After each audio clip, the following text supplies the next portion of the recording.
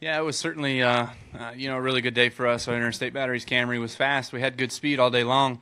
It was a little bit difficult to pass, especially when you kind of got up to somebody. You kind of play with that accordion effect from 4 to 6 lengths or so, and just trying to get that guy to make a mistake in order to get under him, in order to get by him. But that was kind of the tail of the tape for a long time there, and at the end, myself with Harvick. There, that last restart, I got a really good restart, was able to kind of get away a little bit. Looked like I shut his air off a couple times. He got loose and kind of fell back a little, but then was able to kind of run it back down to get within that 6.54 lengths back, and he kind of stopped there, felt out.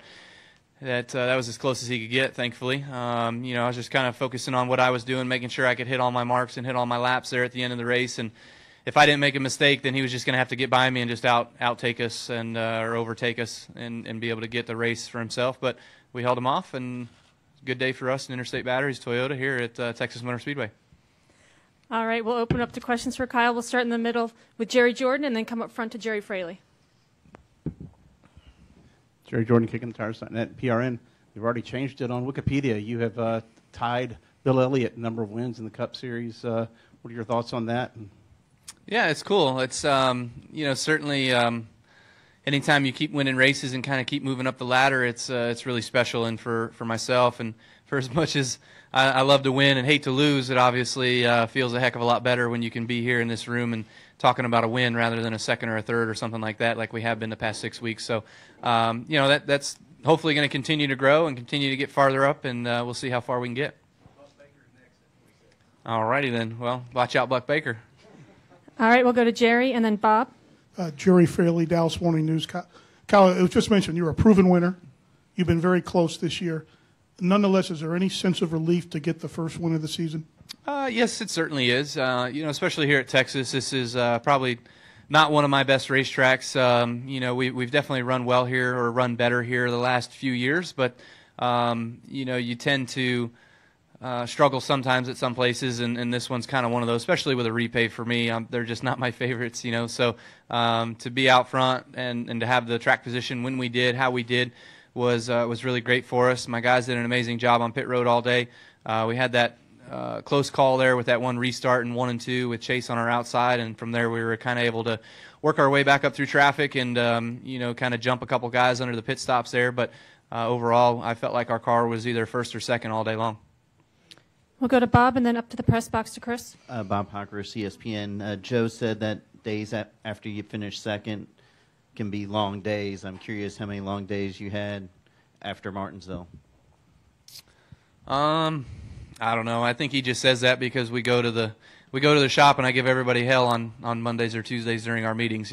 So that's kind of the biggest thing, is just making sure that you keep trying to put the drive in the fire and keep everybody lit up and fired up. And I feel like I'm pretty easy to be able to do that because of myself and my temperament and my drive and my focus and everything that I do behind the wheel. So as much as I give it everything I got, I want to make sure all of our people are giving it everything they've got to, and they've been doing a phenomenal job the last 3-4 years especially. Our Toyotas have been good. They've been fast, and Joe Gibbs Racing as a whole has been good, and everything with communication between all the teams has been phenomenal. So we'll just keep plugging along and keep going. I feel like we still need to improve more and more, and it feels good to be able to run as fast as we are with still, I feel like, the improvements that we can make.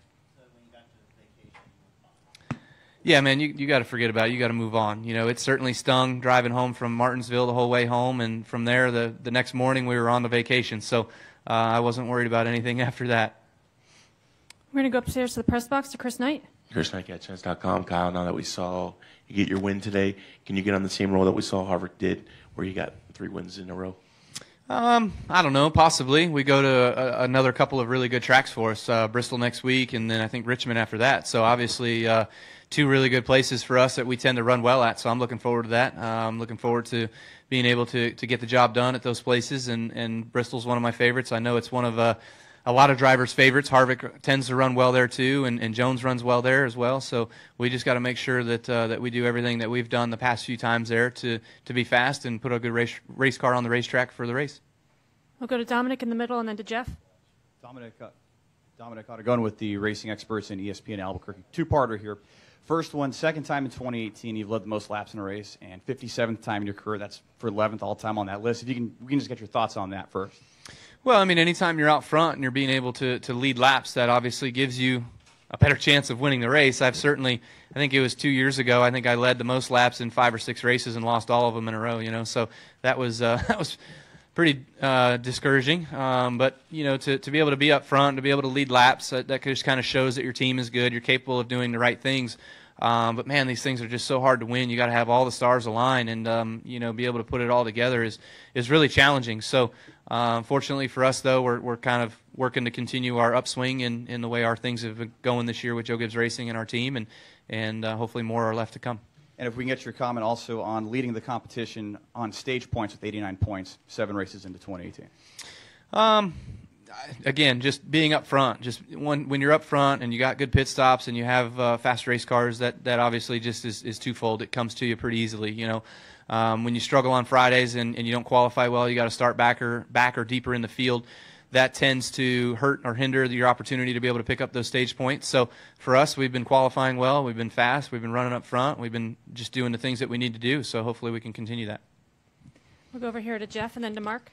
Jeff Gluck from jeffgluck.com. I know it had only been like 9 or 10 races since you had last won, but because you had finished second 4 times and Homestead was in there, had it seemed longer or more agonizing for you between your typical wins?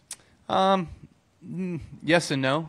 Certainly being that close, it gets a little old, a little faster, But, if you're finishing 5th or 10th or whatever and you're just not capable of winning, it certainly will draw out longer as well, too. But you know that you weren't there yet, your stuff's not there yet, or you're just not getting the job done yet. But being as close as you are, that kind of hurts a little bit more, especially that final one, that one that matters, that Homestead one. That's probably the one that stings the most. And we just got to make sure that we can do the right things that don't happen again this year. We'll go to Mark and then Adrian. Mark Garrow for PRN. Gotcha. Hey, man. You still have the same drive, still the same fire and competitive spirit and all that, but you climbed out of the car at Martinsville pretty low-key for finishing the runner-up.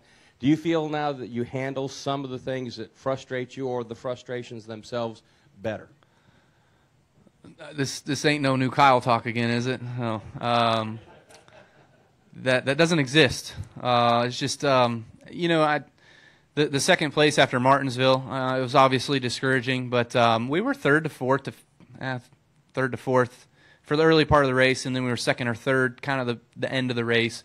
Blaney was really fast, and then they kind of got tight, I guess, and fell back, but then the Boyer was up there, and he was one that I just couldn't really keep up with. I felt like I was trying to save my stuff to get there, to have a shot to give me one last bit at getting the win, and he was just really good. So there wasn't much there for me. So you can't get too disappointed in races that that you were meant to finish second.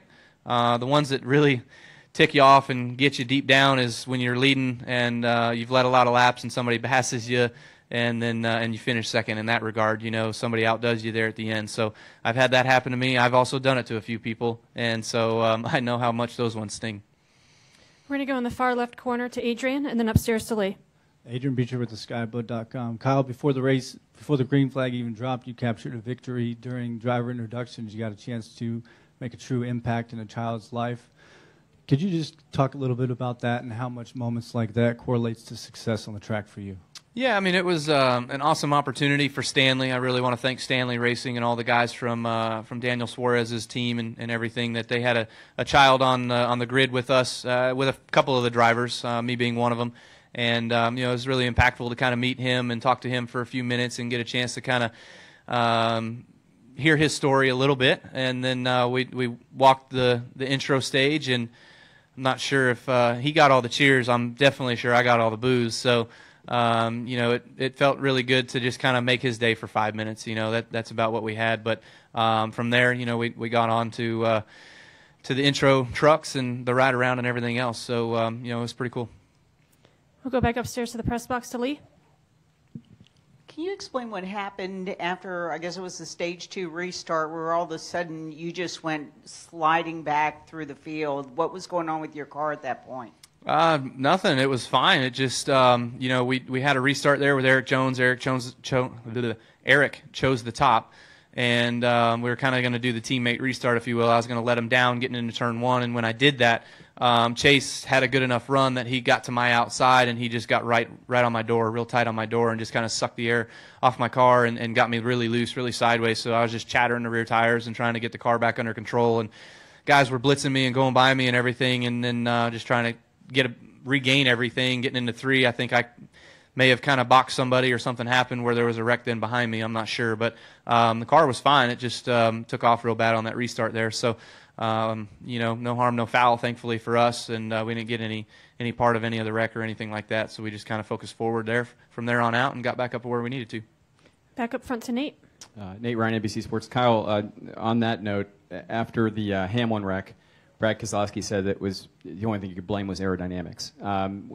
Was that the instance where it seemed like guys were losing it in between 3 and 4 whenever somebody got on the outside and somebody was on the inside? Was it particularly dicey there, and was it surprising to you to see? It was a lot of veterans who lost control. I didn't see a lot of young guys who seemed to be losing out. I don't know all the instances of who crashed or what all happened. I don't know. I'd have to see some replays of all of that. But, yes, it does lend itself to aerodynamics. The guy on the outside just doesn't want to get any wider than he has to because of how wide the racetrack is. You want to stay in that black. You want to stay in that rubber. And the closer you can stay or the lower you can stay, the better the grip is. And so you're going to pinch that guy that's on the inside of you as much as you can in order to hold your position or keep that position if you're the guy on the outside and sacrifice yourself. You're playing with fire. It's a double-edged sword. You can pin him and keep that spot, or you can pin him and crash, and he can take you with him. So you just kind of got to be mindful of that, and that's what happened with me and Chase. He just got on my door, pinned me a little bit tight, I thought, and sucked me around. So fortunately, I was able to hang on to it. We weren't at the speed that you are in 3 and 4 in 1 and 2 there. So I didn't crash, thankfully. But, that's just a product of being real tight on everybody's door like that. Do we have any final questions for our race winner? All right, Kyle, congratulations. Cool. Thanks for joining us.